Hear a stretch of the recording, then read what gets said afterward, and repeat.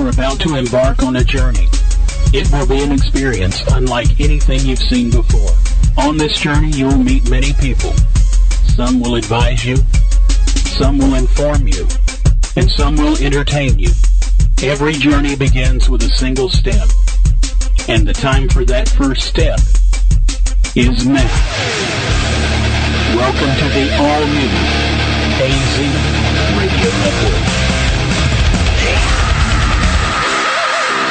AZ Radio Network. The views expressed and the opinions given by the individual hosts and their guests do not necessarily reflect those of Hazy Radio Network, its affiliates, or sponsors. All shows are independently owned and broadcast for entertainment purposes only.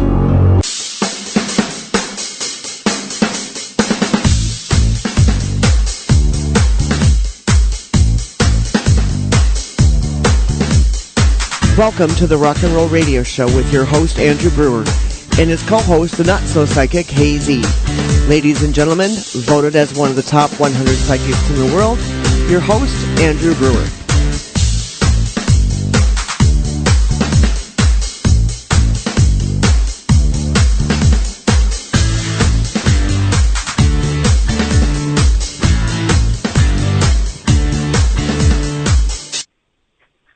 Good evening, everybody. Welcome to Rock and Roll Psychic Radio. My name is Andy Brewer. I hope you all are having a happy, fantabulous, magical day. It's August. Normally, when I was younger, August often was this thing we had called summer. Sadly, summer has left us, but it's still August, so again, I hope everybody's having a happy day. Tonight, I'm very excited. I'm very excited about tonight. I've been talking to Zita and say, hey, our guest is really, really, really fun.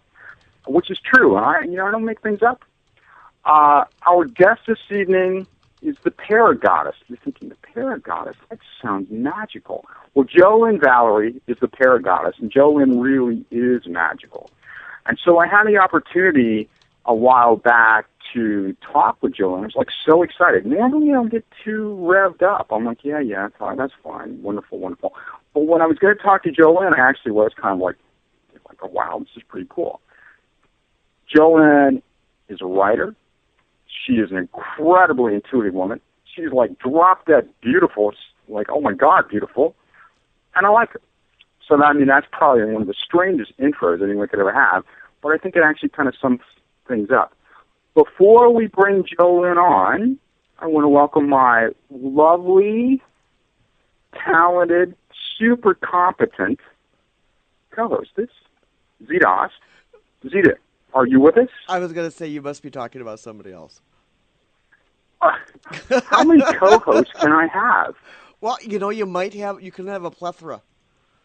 How's that for a could. word? But I'm spoiled. I only have one, spoiled. And that's you. That's right. I'll spoil you rotten. That's okay. You're not the way it should be.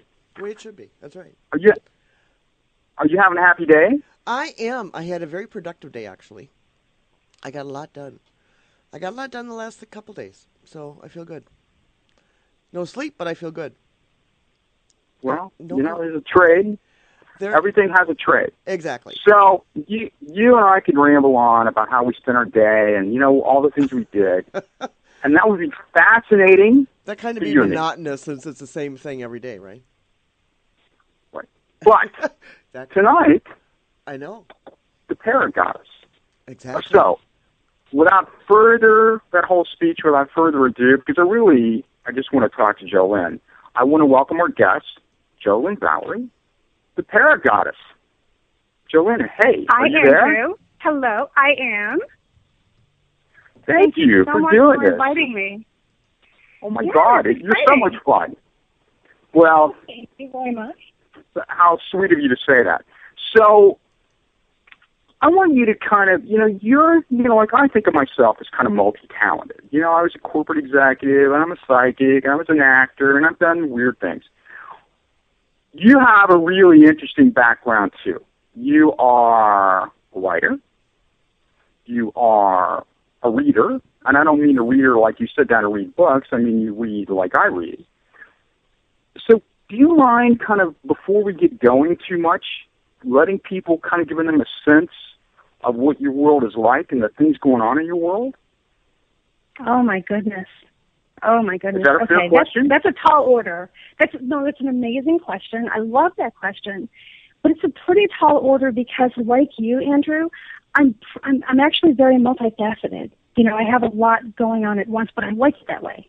And it's kind of always been that way. My background really has been in journalism, but I've been a writer forever.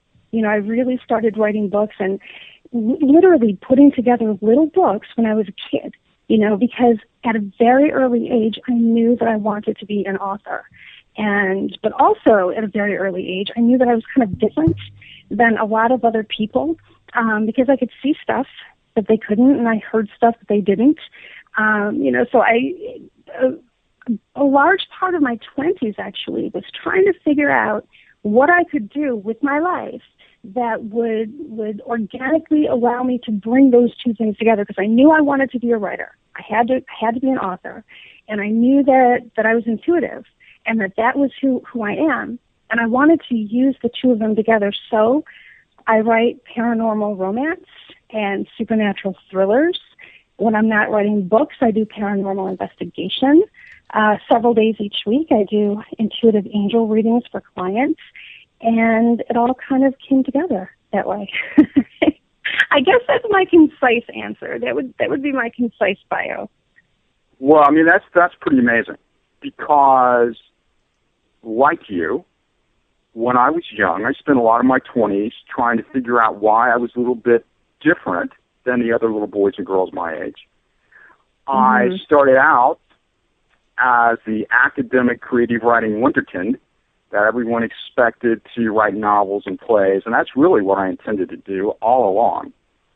And so writing and the intuitive reading part are both a big part of my world too.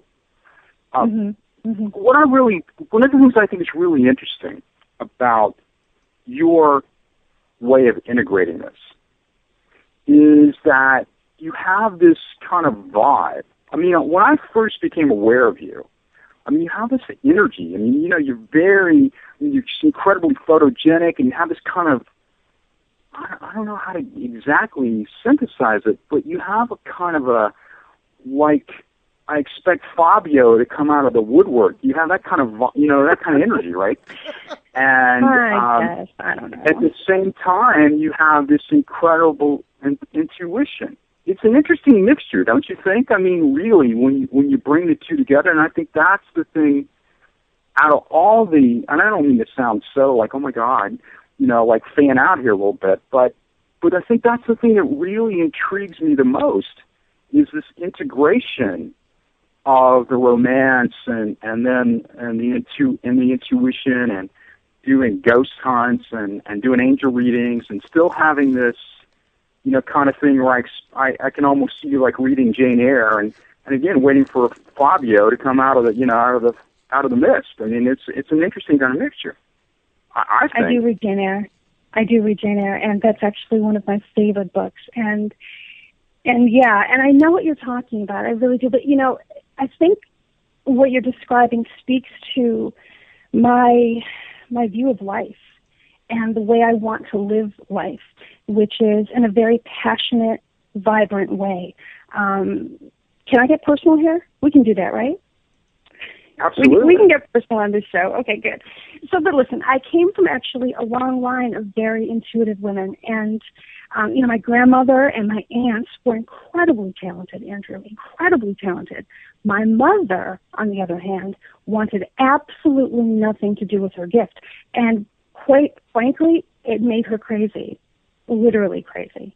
And I watched my mother, I watched her decline in life little by little. From the time she was in her 30s, I watched her make a steady decline right up until she passed. And I decided that I was going to fully embrace the gift that was given to me, you know, from our bloodline, but also fully embrace life, you know. And I believe in that. I believe in living a vibrant life. I believe in creating a passionate life. It doesn't come to you; you have to make it happen. And I believe that there's the potential for sacred communion in every single day. You can experience it in nature. You can experience it with friendships. You can experience it by yourself when you're meditating. You can experience it ideally with a partner, somebody you love. And so that's kind of like the way I think and the way I live, and I've made that decision. That's where the whole ParaGoddess thing came from, too, by the way. I don't know if you realize that, but that's kind of rooted in that, because to me, people think that ParaGoddess is me, but in my mind, ParaGoddess is a way of living. It's a way of seeing life, and it's a lifestyle. Does that make sense?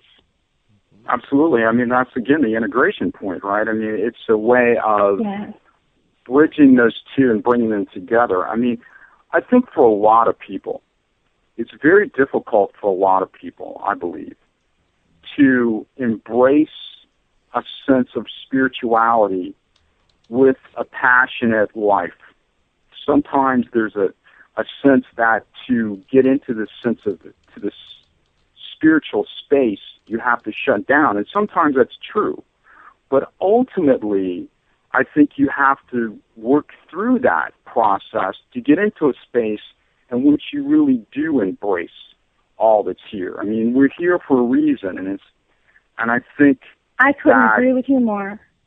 Yeah, that's kind of what we have to help people to get into, is that place where they can be passionate about what matters to them, where they can have relationships with people that are magical, and that they can feel this sense of release.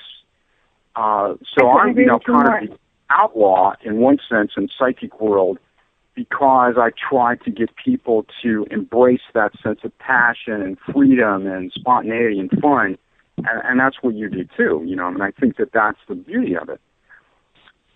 Well, you brought it up, so I'm going to go there. Two things you hit on that really resonate with me. First, you talked about a lot of times people feel like they have to shut down, and they have to just be this ethereal spiritual being if they're going to navigate in the spiritual world. And by the way, that's why I don't really have anything to do with what you call psychic world. I never have. I never wanted anything to do with it. But, here's the thing, and you're right. Sometimes, let me back up. Sometimes I think you do have to shut down.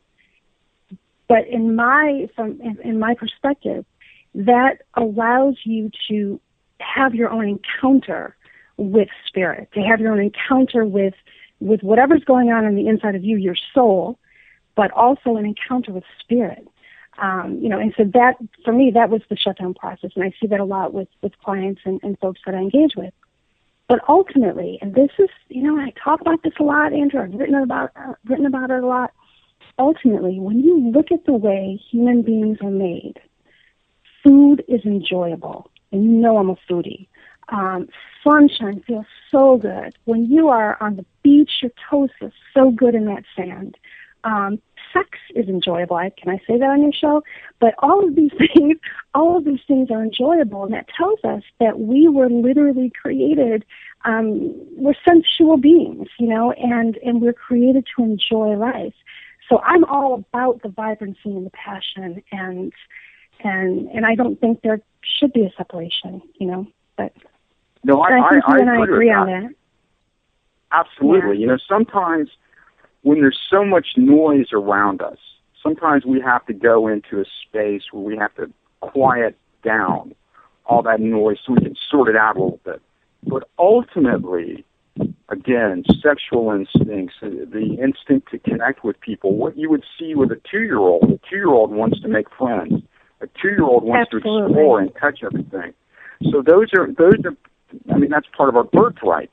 We get caught up in all these wouldas and shouldas, but I try to sort through that and say, okay, once I recognize that there is a spiritual interconnectedness, and once I feel myself in that space of connection, then I want to express who I am, whatever that is. I don't want to be shut down. I don't want to be, limited. I want to embrace it, kind of snort it, bring it in. And I think that that's, again, from my standpoint on the outside looking in, as I see you, that's the way I see you.